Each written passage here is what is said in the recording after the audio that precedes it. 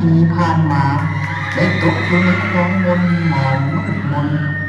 ย้อนสงครามอันอักธรรมและการหุกค้านของต่างดาว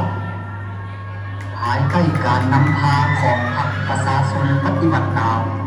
กองน้ำหน้ามาร์กเลนินประชาชนเราได้ลุกขึ้นต่อสู้ก้าวถึงการโค่นล้มระบอบเก่าอันเน่าเหม็นและได้สร้างตั้งสาธารณรัฐประชาธิปไตยประชาชนลาวขึ้นประชาชนเราได้ทำการปลดปล่อยอย่างสมบูรณ์และควรก้าวไปสู่อนาคตอันยิ่งแจ้งด้วยจิตใจทุกสิ่งทุกอย่างเพื่อปกปักรักษาประเทศชาติ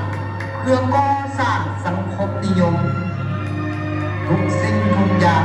เพื่อความสมบูรณ์พูนสุขของประชาชนบรรดาชนชาติ